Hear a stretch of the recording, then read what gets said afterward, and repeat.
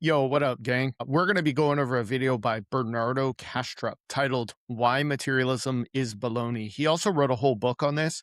It's a really good book. I definitely recommend it. Do me a favor, if you're not subscribed to the channel already, hit the button, give us a like for the algorithm. Let's jump right into the video.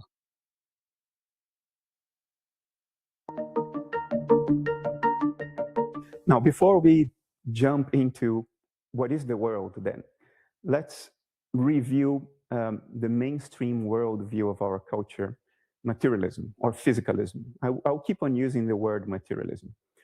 First, let's understand what it is in philosophical terms. Just a little quick fill in. It used to be called materialism. Now it's called physicalism. Many people still refer to it as materialism just because, like, I don't know, it's easier. But materialism was essentially the view that everything in the world can be explained by material.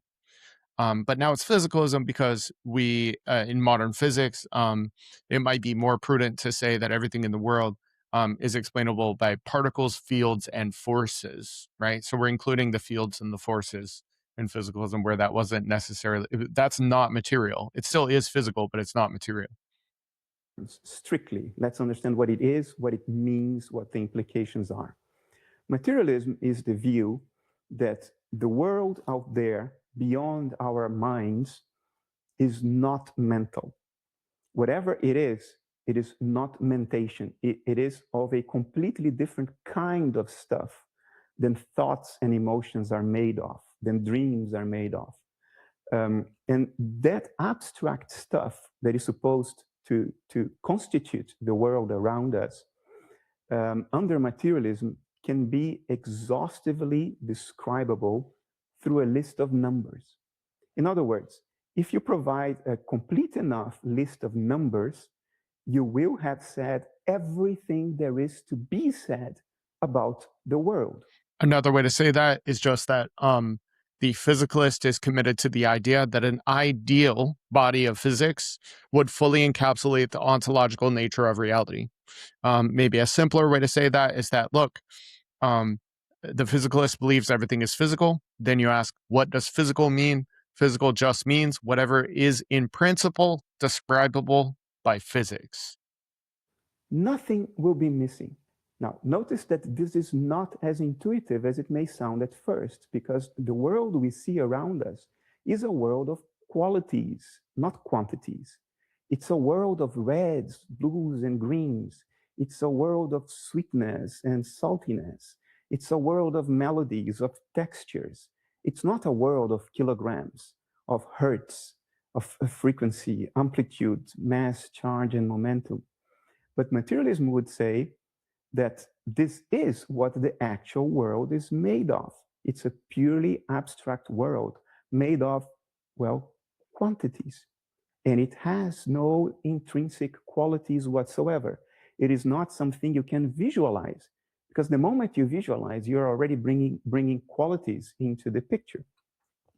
The world of materialism, the best you can do to visualize it is a world that is made of equations floating in a vacuum. And qualities under materialism are supposed to be generated by our brain. The reason he says this thing about the qualities floating around in a vacuum is because of this. This is how we philosophically understand the term material or physical. We have these experiences of the world that are qualitative in nature.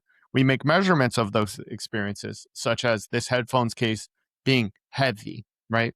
We assign a number to that qualitative experience. We call that weight, right? We then take that number, we plug it into different kinds of mathematical theories, and then out comes something at the fundamental called mass to account for the experience of heaviness, right?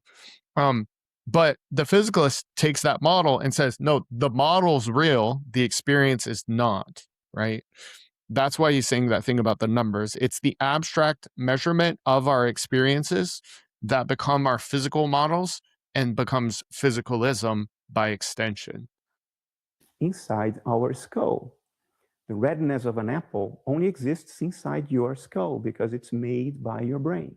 The sweetness of a strawberry only exists inside your skull because it's made by your brain. The bitterness of disappointment exists only inside your skull. The shiny silvery color of the moon at night only exists inside your skull. The inner surface of your actual skull is beyond the qualitative moon you see on the night sky under materialism. Now, why is this wrong and demonstrably wrong? There are a number of reasons. Let's start from the logical reasons why this is wrong. Materialism is internally contradictory. And the reason is the following. It defines matter in a way that makes it incommensurable with mind, and then tries to explain mind in terms of matter. It cannot work. Materialism defines matter as purely quantitative, and then tries to explain the qualities of experience in terms of those quantities. And that makes no sense. It's an internal contradiction. Yeah, as soon as you define reality as that which is fully capturable in quantitative terms, you necessarily exclude the qualitative from that picture. It's like super simple. Like we just shouldn't say that reality is fully capturable in quantitative terms. Another reason it's contradictory is that we never are directly acquainted with purely quantitative matter. All we have are qualities. The textures of the objects I touch, the solidity of a rock, if I kick it, these are qualities of experience. The blueness of the sky is a quality of experience. We never come in direct contact with purely quantitative matter. And here's where it gets like a little complicated because the colloquial understanding of like the physical world is just this right here. Like, what do you mean the world's not physical? I can see it all around me. I can hit the wall. It's physical, but there's nuance here because when you hit the wall, what is that? That is an experience. When I feel the roughness of the wall, this is a qualitative property that only exists in relation to me. There's no roughness on the wall. There's no color on the wall, according to materialism. So when we talk about this world, this is a world of qualities. Materialism wants you to believe that none of the qualities you're actually experiencing exist out there. And the only thing that exists are the abstract mathematical measurements that we made from those qualitative experiences. So it's not that this is the physical world. That doesn't do any meaningful philosophical work. This is the world we experience. The question is it fully capturable by quantities alone, or is it not? The idealist says it's not. The physicalist says that it is. Therefore, matter under materialism is a theoretical abstraction. It is not a fact of experience. It's not an empirical given. It is a theoretical abstraction, a theoretical entity that may or may not exist. But either way, it is, insofar as we can know, a theoretical abstraction.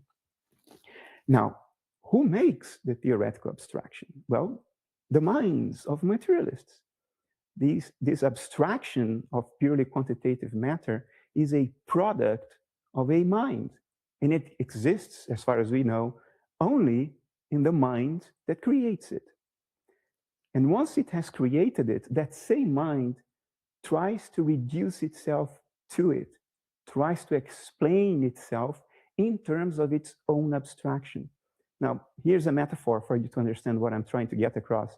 Imagine you're a painter and you paint a self-portrait. You paint a representation of yourself on canvas. And having done that, our painter will then point at the portrait and say, I am that. I am the portrait I just painted. Well, but what about the painter then? Well, our painter would say that he can explain himself in terms of the patterns of pigment distribution on canvas, the portrait he has just painted. Can that work? Of course not. No. This is like a dog chasing its own tail. It cannot. It will only always ever be an abstraction of what is actually just qualitative experience. These quantities are always just measurements of what is real, which is the experience. The experience is measured, those measurements become quantities, Those quantities become physical theories. Those physical theories are physicalism. It's always going to be abstract. It's never going to be the thing itself. The thing itself is experience. Not work. So that's the second reason materialism doesn't work. There is a third, also a logical reason. Materialism replaces the territory with the map. When quantities arose in the early days of science, they were used as descriptions of a qualitative world, descriptions of our experience of the world. So if I would tell you, your piece of luggage weighs 50 kilos, you would know what to expect to experience if you tried to lift your 50 kilos piece of luggage as opposed to a piece of luggage that weighs only 5 kilos. So the 50 and the 5, these numbers are descriptions of experiences of the world we experience. That's how quantities came into the picture. That's how kilometers, kilograms, hertz, they came into the picture. Quantities were descriptions of the world, descriptions of experience. In other words, quantities are the map, a description of the territory. But at some point in the 19th century, something very weird took place. Certain people, very influential in the intellectual elites of the world, started putting forward that the quantities, the descriptions, precede the thing described, that the map precedes the territory, and that we must explain the territory in terms of the map. In other words, we need to take the map, reach into it, and pull the territory out of it. Now, obviously, that doesn't work. And today we give it a name. We call it the hard problem of consciousness. Yeah, so look, the hard problem, he's probably going to explain it way better than I can. But essentially, when he's talking about pulling the territory out of the map, what he means is this. Everything that we've been talking about how our physical theories are abstract descriptions of experiences. They're measurements of experiences, right? So it's like we are experiencing, we make measurements of those experiences, we plug those measurements into physical theories, and then we wonder why those physical theories cannot show us how consciousness emerges. It's based in consciousness. It's a dog chasing its tail. It's circular. That's why the hard problem of consciousness exists, is because we started with experience, took experience away conceptually, and then tried to draw it back in with the maths. And of course, it's not going to work. And we promise ourselves that although we don't have a solution to this problem, in new future versions of the map, we will be able to reach into it and pull the territory out of it. Now, that is ludicrous. That is just silly because it arises from an obviously faulty line of thinking. We are not to replace the territory with the map. Quantities are descriptions of the thing in itself, not the thing in itself.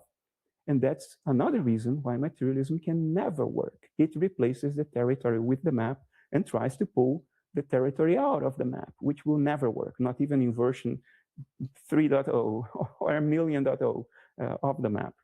There are also empirical reasons why materialism is demonstrably false.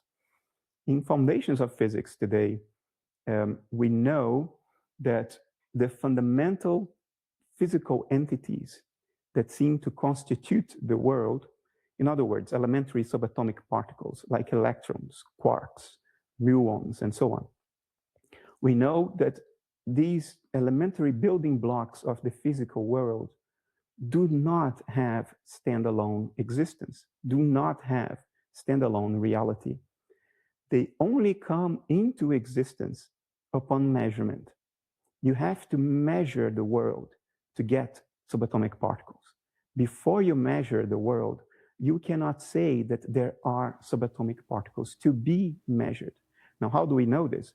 We know this from a series of experiments that has now been going on for over 40 years. And what we do, we produce two elementary subatomic particles together, so they are entangled, and we shoot one in one direction and we shoot the other in the other direction at almost the speed of light. Let's call them particles A and B.